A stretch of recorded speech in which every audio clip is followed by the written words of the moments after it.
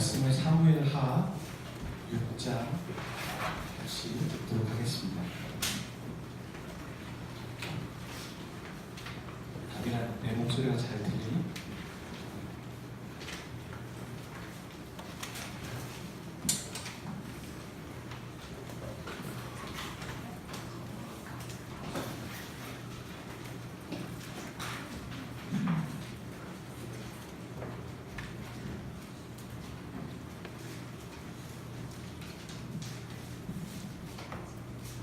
사무엘하 6장을 함께 교독하여 읽도록 하겠습니다.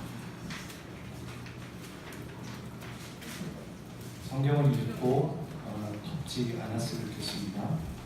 사무엘하 6장 1절부터 13절까지 1절 형제, 2절 자매, 이렇게 번갈아가면서 읽도록하죠.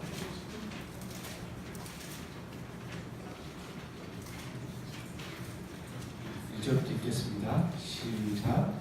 다윗이 이스라엘에서 뽑은 무리 3만 명을 다시 모으고, 자매들 시작. 다윗이 자기와 함께 있는 모든 사람과 더불어 바알 리브가에 가서 거기서 하나님의 궤를 올려놓으니 그 궤는 그 사이에 다정하신 만군의 여호와의 이름으로 들린 것이다.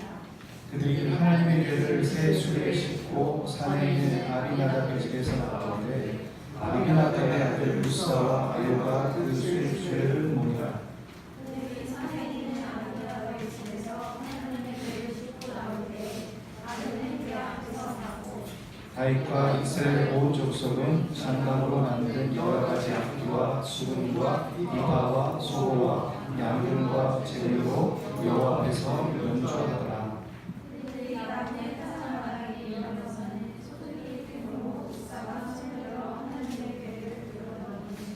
여호와 하나님 무사가 잘못함으로 말미암아 진노하사 그를 그곳에서 치시니 그가 거기 하나님의 궤 곁에서 죽으리라. 여호와께서 우사를 치심으로 다윗이 인하여 그곳을 베데스 우사라 부르니 그 이름이 오늘까지 이르니라. 다윗이 그날에 여호와를 두려워하여 이르되 여호와의 궤가 어찌 내게로 미워하고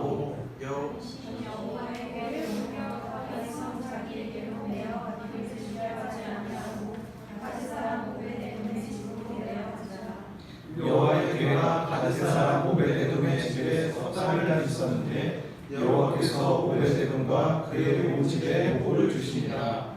어떤 사람이 다윗 왕에게 말하여 이르되 여호와께서 하나님의 궤로 말미암아 오벳에돔의 집과 그의 모든 소유에 복을 주셨다 한지라.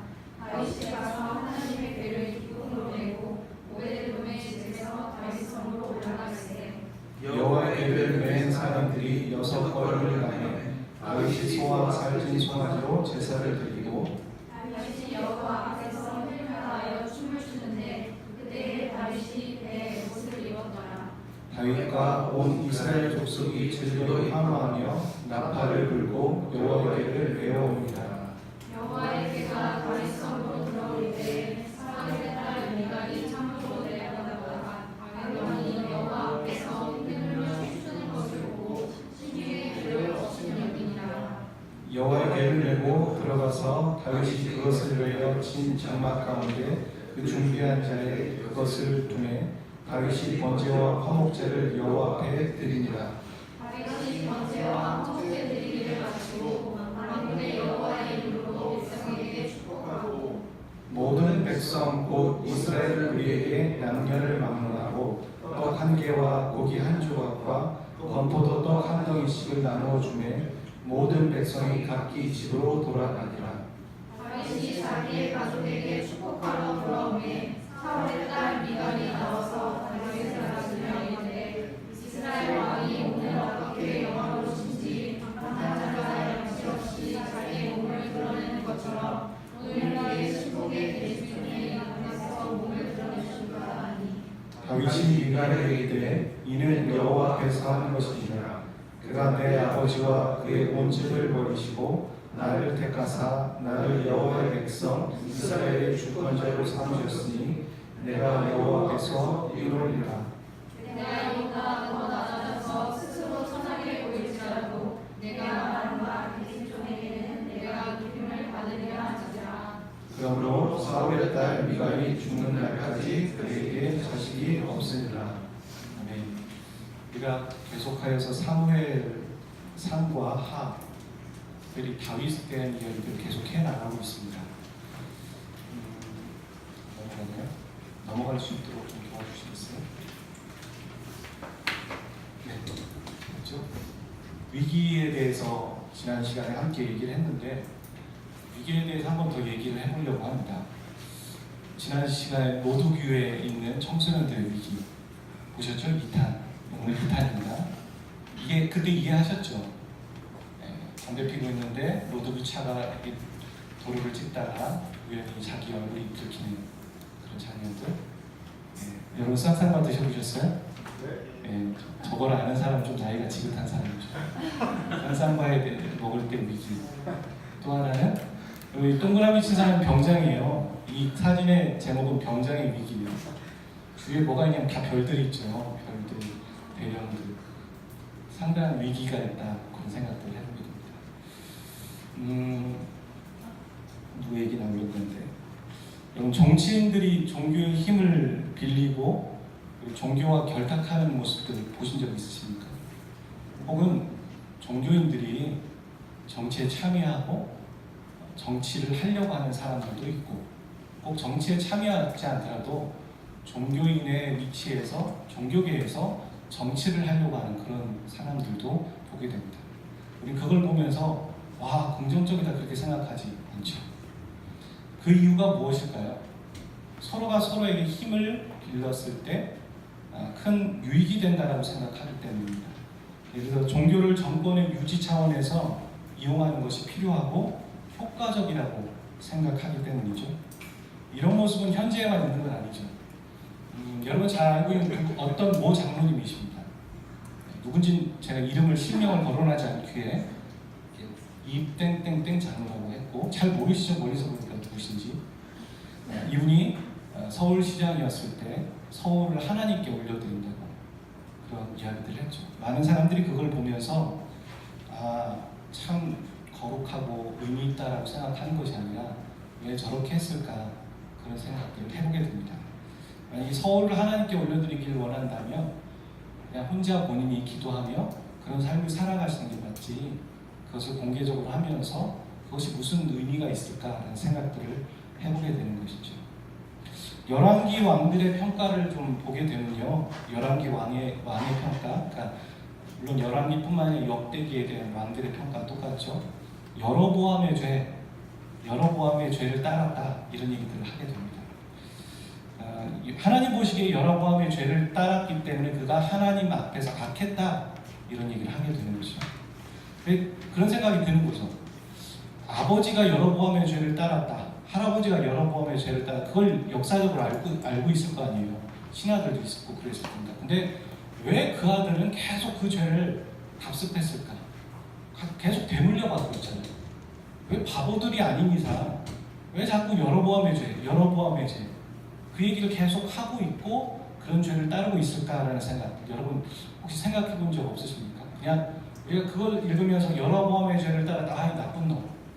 그냥 그렇게 치부하고 말 게 아니라 왜 그렇다면 이 사람들은 계속 따라갔을까? 여로보암의 죄를 그런 생각들을 해보게 되는 것이죠.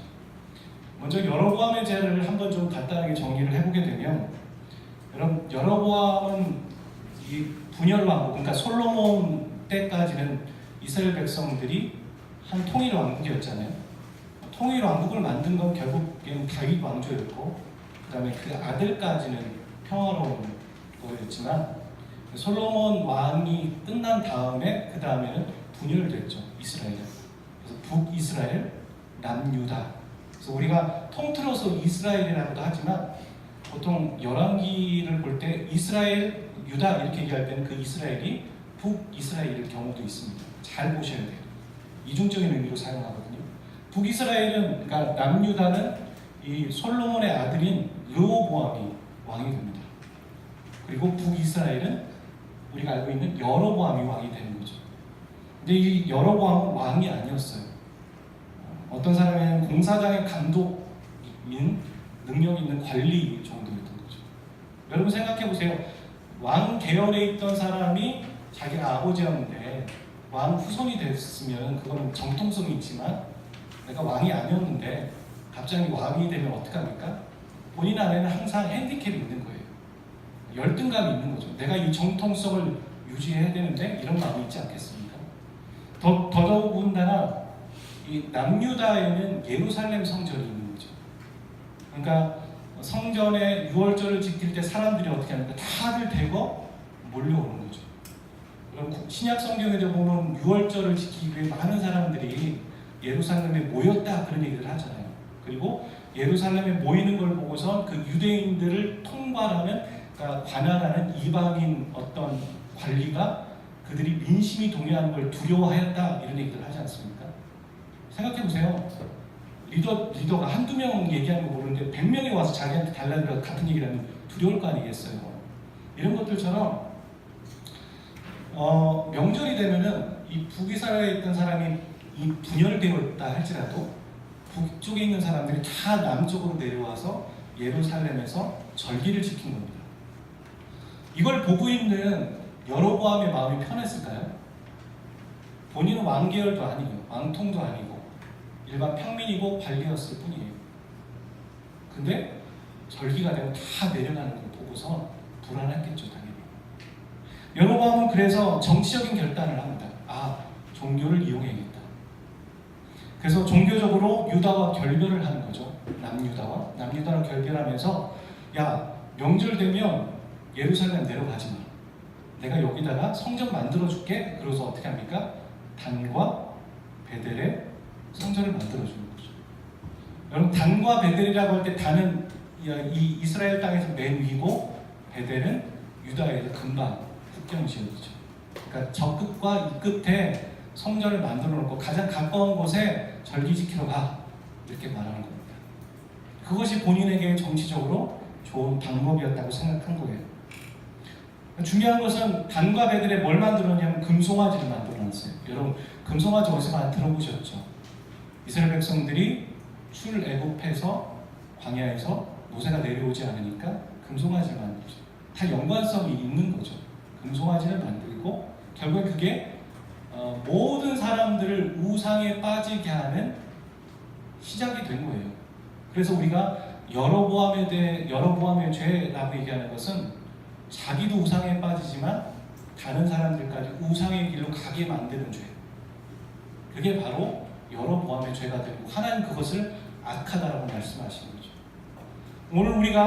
오늘 우리의 삶 가운데에서도 리더에게 묻는 죄일 수도 있어요. 네가 우매해서 너만 잘못하는 게 아니라 많은 사람들을 잘못된 길로 빠지게 했다. 그렇게 말한다면 그게 바로 여로보암의 죄라고 할 수 있는 거죠. 여로보암의 죄를 얘기할 때 그래서 여로보암은 또한 뭘 했냐면 단과 베델의 성전만 만든 게 아니라 원래 있던 레위 제사장들을 다 파면시켜 버렸어요. 그리고 본인이 그냥 지명을 한 거예요. 야, 네가 제사장 해. 편법 쓴 거죠.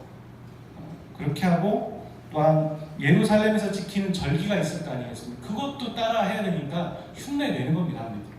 그러니까 약간 어떻게 생각이 들어요? 사이비 교주 같은 느낌이죠. 똑같은 거 해놓고 흉내내고 있는. 근데 성경은 거기에 의미 없다. 그건 잘못됐다라고 분명히 단죄하고 있는 것이죠. 이것이 바로 여로보암의 죄였습니다. 여러분, 그래서 많은 사람들이 그 11개 왕들이 여로보암의 죄를 따라갔다는 얘기는 뭘까요? 그들이 신앙적으로 우상을 숭배했다라는 그 너머에는 그들의 권력을 놓기가 어려웠다는 거죠. 종교를 권력에 이용하는 것들이 결코 포기하기는 어려웠다. 그 말을 하고 있는 거죠. 여러분 생각해 보세요. 단과 베델을 정리했어요.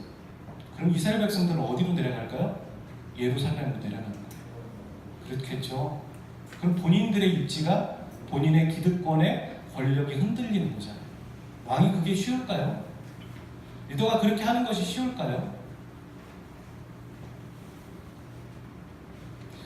여로보암의 죄에서 벗어나는 것은 쉬운 일이 아니었습니다. 어떤 리더이든 권력 욕심에 자유로운 사람은 없어요. 어떤 사람이든. 하지만 그것을 잘 다스리느냐 안 다스리냐의 문제일 뿐이에요. 처음부터 악한 마음을 가졌을까요? 오늘날의 부패에 있는 리더들을 보면서 그들이 처음부터 악한 마음을 갖고 부패하겠다는 마음을 갖고 시작했을까요? 아니에요. 그들도 누군가를 보면서 나도 저렇게 하면 안 되지라고 생각했을 거예요. 나도 저렇게 살면 안 되지. 나도 저렇게 살지 않게 난 노력해야지. 난 절대 그렇게 하지 않을 거야. 우리도 그러잖아요. 우리 부모님이 살아가는 모습을 보고 어떤 부분들은 난 우리 부모님처럼 안 살아갈 거야 라고 하는데 내가 그 부모님처럼 살아가는 걸 보고 멘붕에 빠지는 사람들이 있죠. 네, 그렇죠? 인정해야 되는 거예요. 우리는 우리 부모님의 자녀거든요. 흉내낼 수밖에 없고 따라갈 수밖에 없는 게 있어요. 그걸 인정하는 가운데 나는 어떻게 신앙적으로 극복할 거냐의 문제인 거지, 부모를 부인하고 부모의 자녀인 걸 부인할 수는 없어요. 나는 권력 욕심이 없고 난 부패하지 않을 거야, 나는 순결하고 완벽해, 그런 사람은 없습니다. 그거 자체가 거짓말이죠. 어떤 리더이든 권력 욕심에 자유로운 사람은 없어요. 그리고 처음부터 악한 마음을 갖지는 않았어요. 차츰 위치가 높아지면 높아질수록 뭐가 있는 겁니까? 변질되어 가고 위기에 빠지는 거죠. 그 위기를 어떻게 반응할 거냐의 문제인 거죠. 오늘 우리가 읽은 본문에서 우리는 다윗의 이야기를 듣습니다. 여러분 이 본문 들어보신 적 있으시죠? 신앙생활을 좀 하신 분들은 이 본문 잘 알지. 다윗이 하나님 법궤가 들어오니까 막 춤추다가 미갈이 성 위에서 이렇게 딱 보면서 이렇게 좀 업신여기니까 다윗이 딱 이렇게 저주하고 미갈은 애가 못 갖고, 그러면서 막 찬양 집회 처음에 이 본문 얘기하면서 여러분 오늘 춤추셔야 됩니다, 이런 얘기 할 때 쓰는 본문이잖아요. 그렇죠?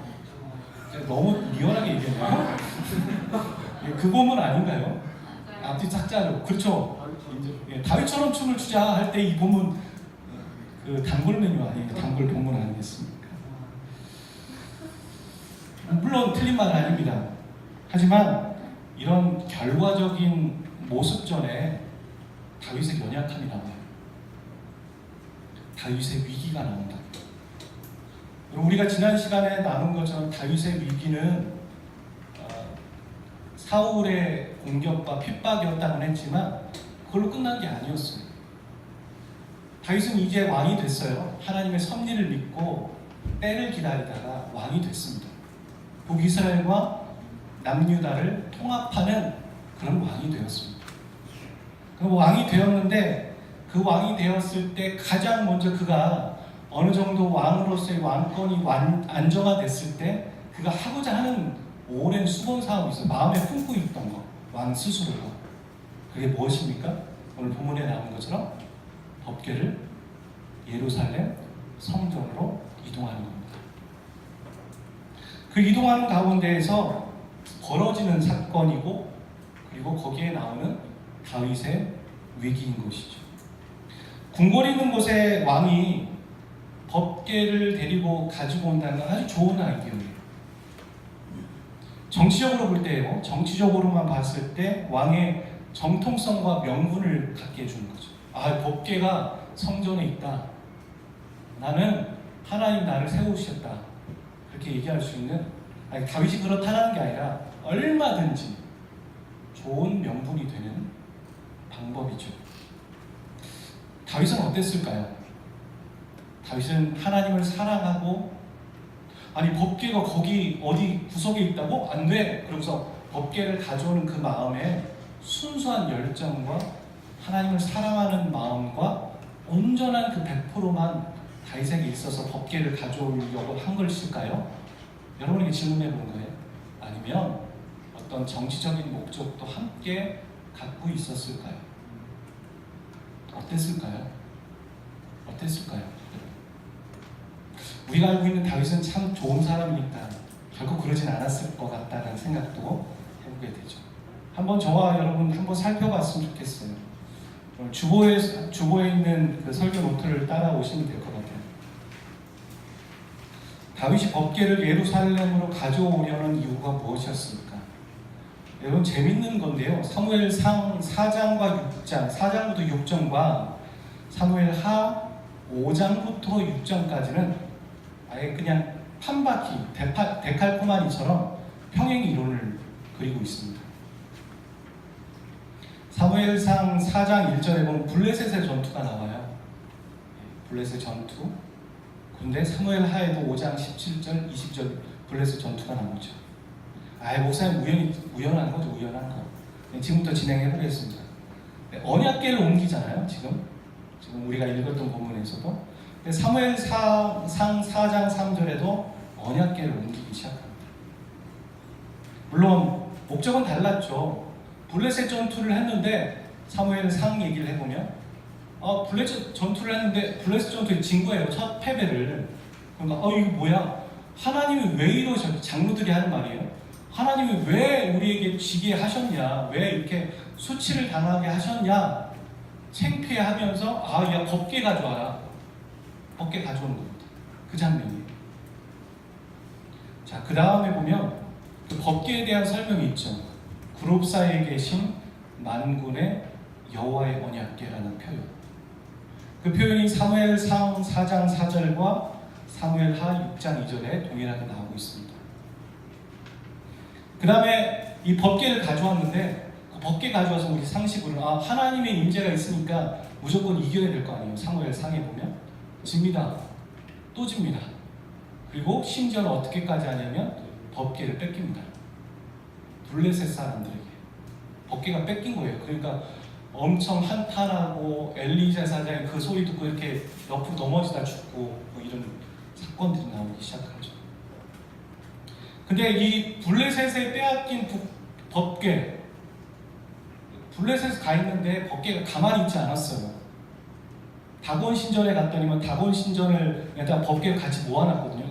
성물이니까 얘네들도 아는 거죠. 블레셋 사람도 모아놨는데 주었는데 다곤 신전 상이 부서진 거예요. 목이 부러지는 게 있는 거예요.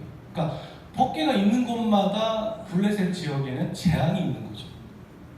여기 안 되겠다 옮기면 거기도 재앙이 있고, 안 되겠다 그러면 저기도 재앙이 있고. 한두 번이지. 우연인 것 같았는데 두 번 지나면 우연 아니잖아요. 야, 이거 뭔가 문제가 있다. 그런 상황에 지금 벌어져 있는 겁니다. 그리고선 블레셋 사람들이 법궤를 돌려주고자 합니다. 야, 돌려주자. 그래서 소 수레에 싣고서 가도록 하는 거죠. 그 장면이 사무엘상 6장 8절에 나오고, 그 다음에 다윗도 법궤를 운반할 때 수레에 싣고 운반합니다. 사무엘하 6장 3절에 나오죠. 네, 괴로 인해서 사람이 죽습니다. 알죠? 오늘 우리가 읽었던 거에서는 우사가 죽잖아요. 우사 괴를 만졌다가 죽고, 또 사무엘상 6장 19절에는 괴 뭐가 있지 이렇게 들여다보다 사람들이 죽는 장면이 나옵니다. 똑같이 사람이 죽어나갑니다. 중요한 건데 마지막에 보면 여러분 블레셋에 있는 괴, 블레셋에 가져왔잖아요, 괴를요. 근데 괴가 가만히 있지 않았어요. 괴가 자기가 가야 될 곳을 정하는 거예요. 이해하셨어요? 가는 곳마다 재앙이 있으니까 블레셋 사람들이 어떻게 하는 겁니까? 야, 이거 안 되겠다. 괴 돌려주자. 그리고서 소 수레에 실었고 소가 가는 곳으로 간 거예요, 괴는. 괴가 블레셋 진영에 있기를 원하지 않았기 때문에 괴가 가고 싶은 데를 간 거랍니다. 오늘 본문에도 보면요, 괴를 다윗이 하나님의 그러니까 예루살렘 성전으로 가져오려고 할 때 사람이 죽습니다. 그리고 어떻게 합니까? 모든 것이 끝나는 거예요. 거기서 정지. 그리고 괴는 오벳에돔이라는 집에 가 있는 거죠. 이해하셨죠? 인간이 괴를 가져오려고 했는데 괴가 멈춘 거예요. 그렇죠? 그리고 다윗은 어떻게 합니까? 시간이 지나고서 오벳에돔의 축복이 있는 걸 보고서 다시 괴를 가져오는 거예요. 다윗이 괴를 가져온 게 아니라 괴가 움직일 곳을 정하고 움직일 때를 정하는 이런 모습들을 지금 보여주고 있는 것이죠.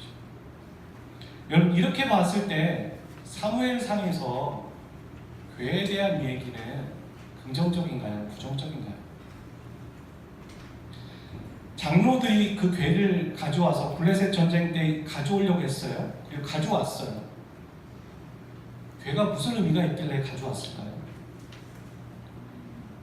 전쟁의 이스라엘 백성들의 전쟁은요 하나님께 묻고 나가는 전쟁이에요.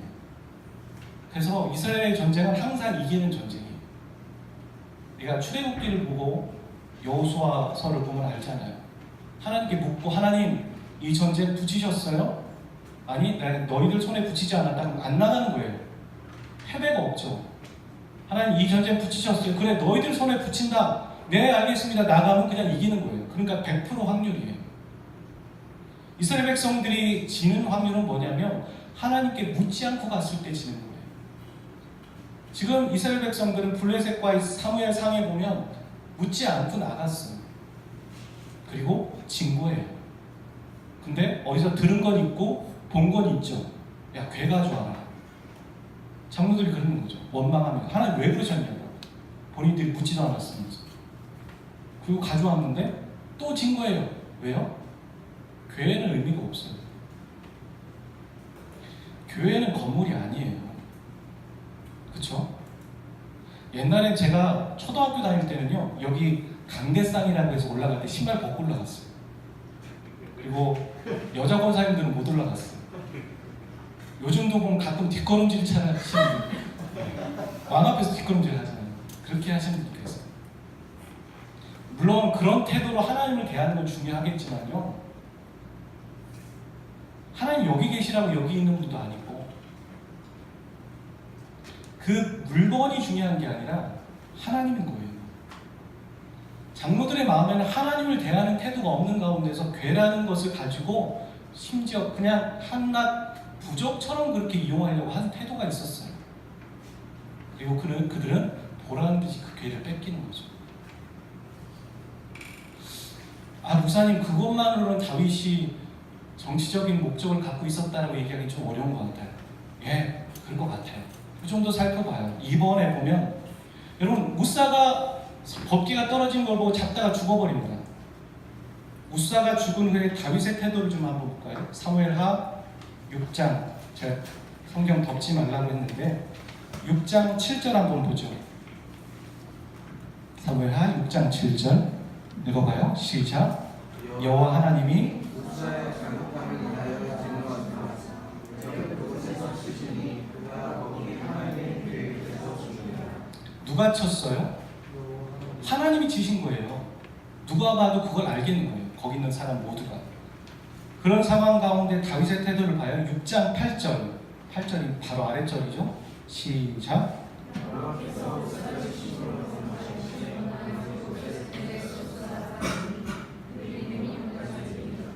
다윗이 분했다고 얘기를 하고 있습니다.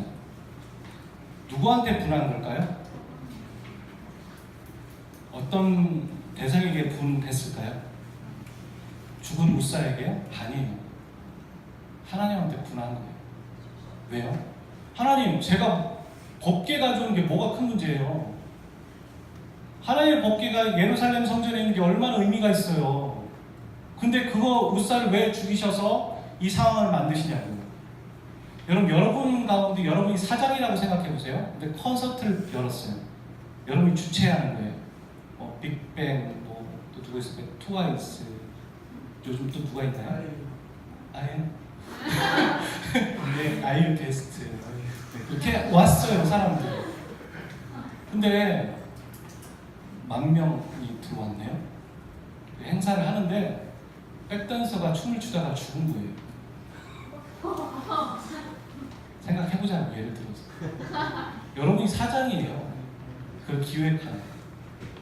여러분이 그 백댄서가 춤추다 죽으라고 얘기한 적도 없고요. 그쵸? 근데 그 행사 계속 할 수 있을까요? 못하죠. 못해요. 멈춰야 되는 거예요. 근데 말이에요, 이걸 영적으로 이해해보자. 왕의 오랜 수건 사업이에요. 왕이 안정이 돼서 나라가 평탄하니까 이제 내가 하나의 법궤를 예루살렘 성으로 모시겠다.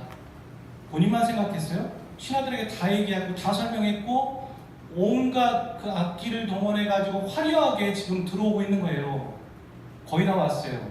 지금 오벳에돔의 집에 멈췄다고 했는데 오벳에돔에서 예루살렘 성전까지 16km예요. 얼마 안 남았어요. 다 왔어요. 바로 거기에요. 옛날로 따지면 16km 가까운 거리잖아요. 그렇죠? 걸었던 거리로 봤을 때. 바로 앞인데 거기서 우사가 죽은 거예요. 누가 봐도 하나님이 치셨다는 걸 아는 거예요. 법궤 떨어진 거 맞으자 죽었습니까? 그 무슨 얘기예요? 다윗한테 경고하는 거예요. 많은 신하들도 아는 거죠. 법궤가 다윗을 거절하고 있다는 거예요.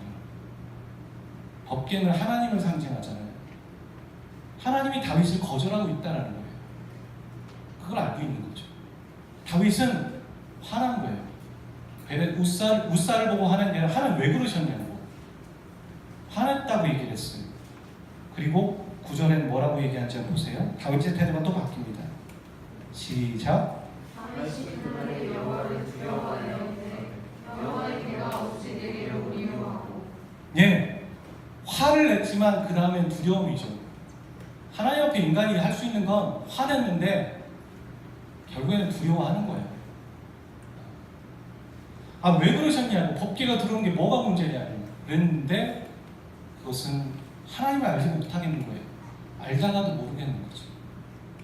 내가 사울에게 핍박을 당할 때 그렇게 하나님을 알 수 있었고 하나님을 안다고 생각했는데 그래서 법궤를 가지고 왔는데 도무지 알다가도 모르겠는 거죠.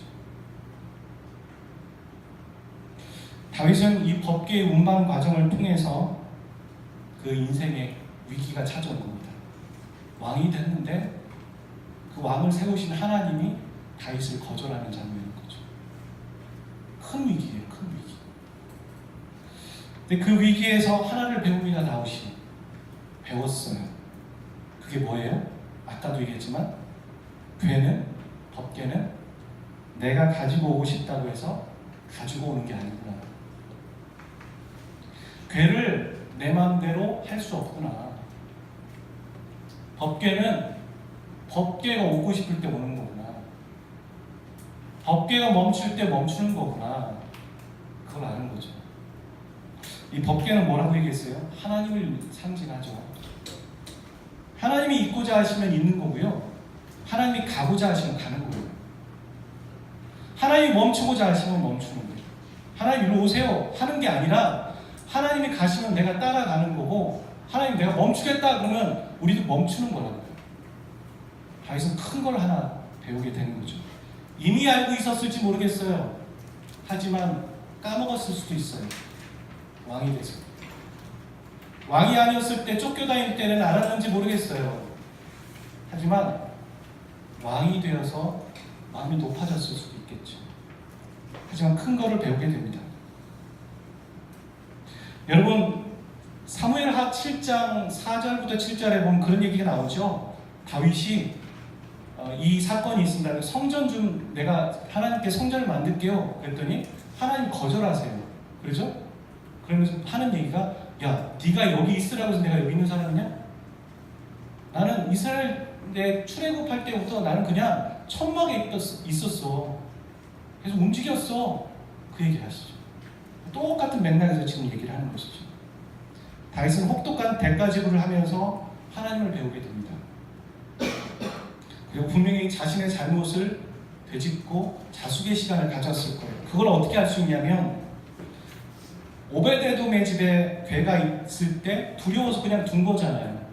근데 그 괴가 있는 석 달 동안 오베데돔 집에 어마어마한 축복이 있는 걸 전해 들은 거예요. 그리고 다윗은 용기가 생기기 시작합니다. 아, 이제는 가져올 수 있구나. 이제는 괴가 하나님이 옮기기를 원하시는구나. 그리고 갑니다.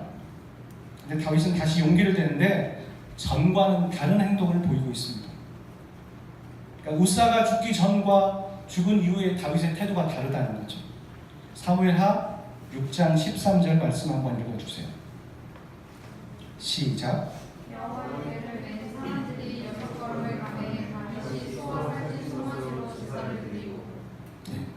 그 다음에 14절도요. 시작. 다윗이 여호와 앞에서 힘을 다하여 춤을 추는데 그때 다윗이 이에 옷을 입었더라.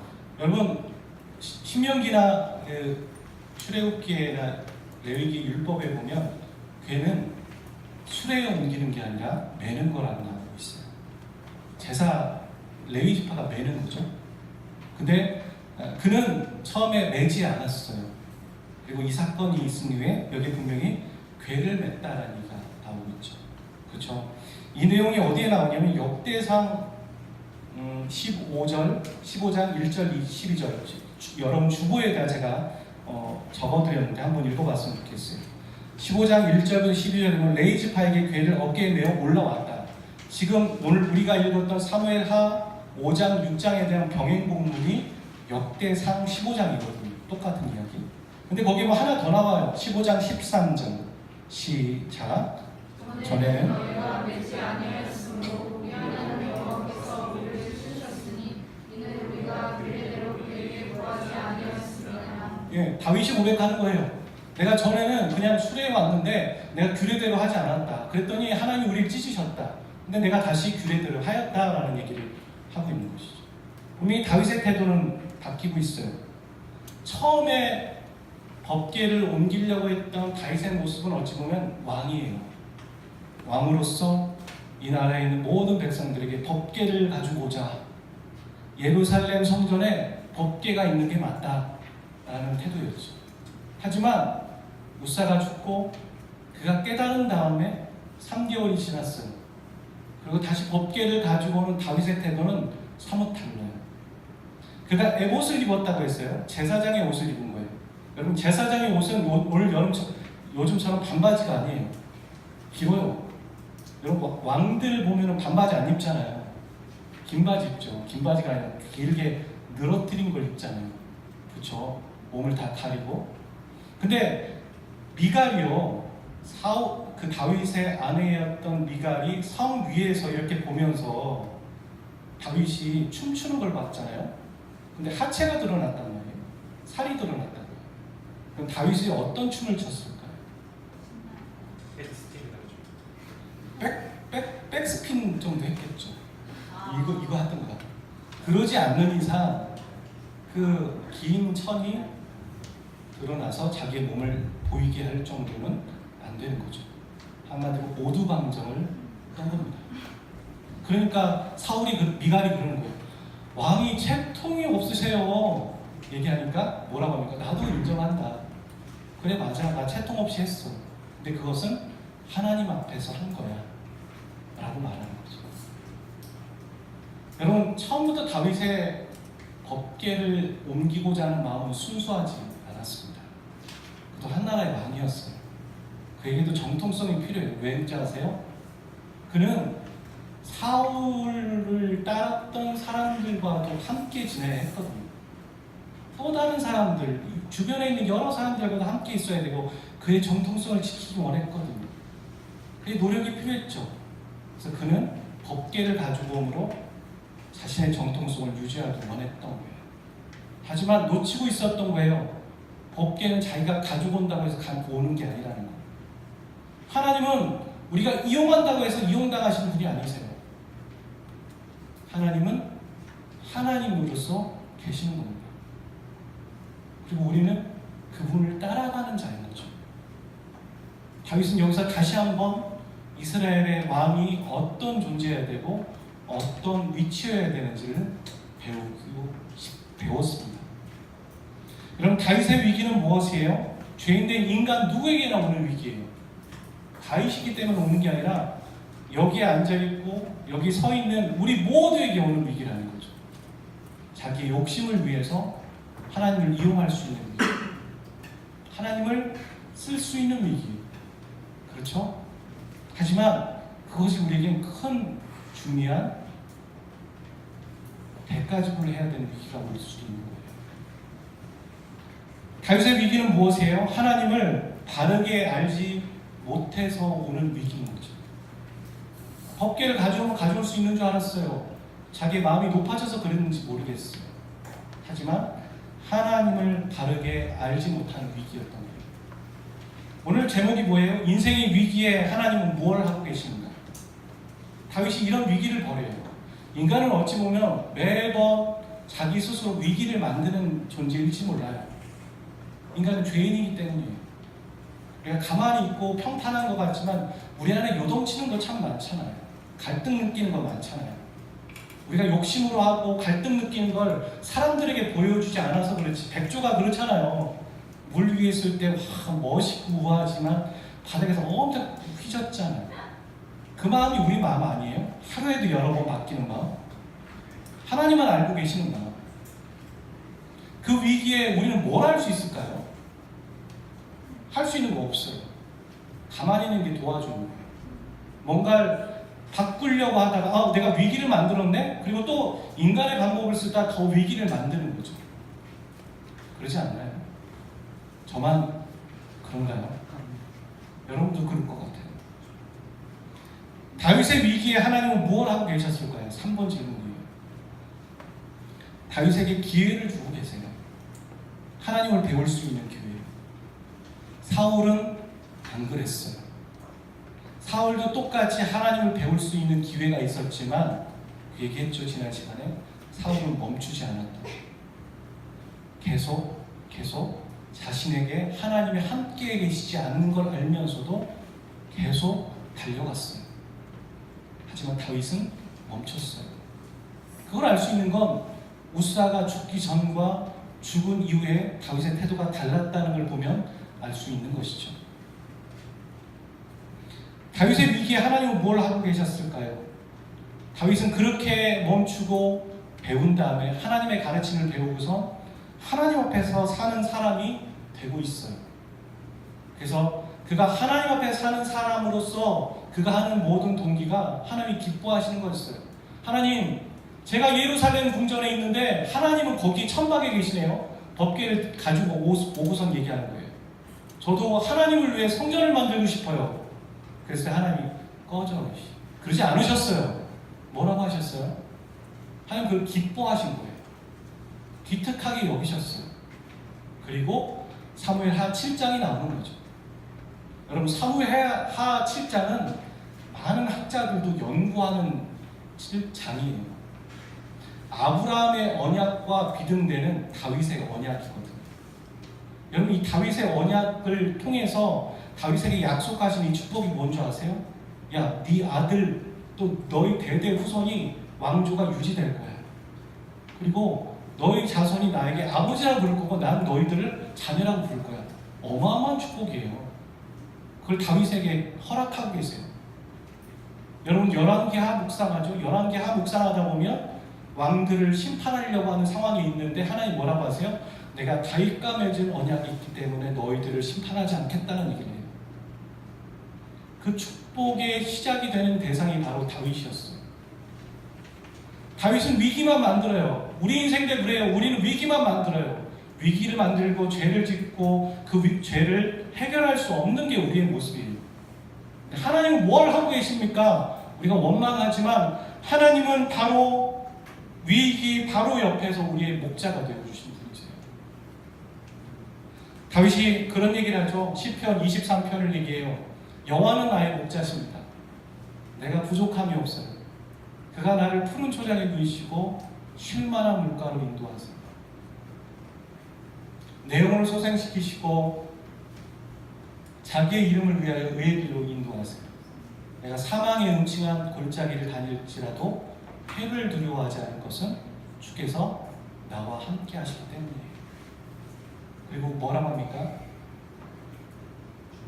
주의 지팡이와 막대기가 나를 안위하시나이다. 주께서 내 원수의 목전에서 내게 상을 베푸십니다. 그럼 원수의 목전, 원수가 바로 앞에 있는 곳에서 나에게 뭘 주시는 거예요? 밥상을 차려주십니다. 그 말이거든요. 원수는 얼마나 열받을까요? 그렇죠? 그 폭풍의 그 중심에서 하나님은 다윗과 함께 하시고 다윗 바로 옆에서 목자가 되어주신다는 얘기를 다윗은 뼈저리게 느낀 거예요. 그리고 그는 이 모든 경험을 하고 시편 23편을 고백하고 있습니다. 다윗이 배운 하나님은 그 위기 상황 가운데 자신의 실수와 자신의 연약함 그 한가운데 바로 옆에서 자신의 목자가 되어주시는 하나님이었던 거죠. 하나 또 배우는 것은 하나님이 멈추라고 할 때, 하나님 우리에게 위기를 통해 가르쳐 주실 때 우리가 멈춰야 된다는 거예요. 그리고 뭐가 잘못인지 되짚어봐야 돼요. 그것을 우리는 할 수 있어야 합니다. 오늘 저와 여러분의 삶 가운데 위기가 있을 거예요. 각자 작은 위기, 큰 위기. 다윗의 삶과 다윗을 훈련시키시고 다윗에게 자신을 보여주시는 하나님의 모습을 보면서 우리가 좀 우리 자신을 비춰봤으면 좋겠어요. 나는 다윗과 같은 태도를 하고 있는가? 혹은 하나님이 없다고, 이 위기 상황에 하나님은 안 계신다라고 불평하고 있지는 않았는가? 혹은 내 욕심과 내 목적이라는 이유로 하나님을 이용하고 있는 건 아닌가? 한번 생각해 보았으면 좋겠습니다. 오늘 저와 여러분이 다 그런 고백을 할 수 있기를 원해요. 최종적으로 내가 하나님 앞에서 행한 것이, 하나님 앞에서 행하면 문제될 게 없겠죠. 내가 하나님 앞에서 하는 것이, 예배든 찬양이든 우리가 공부든 직장 생활이든 하나님 앞에서 같이 기도하도록 하겠습니다.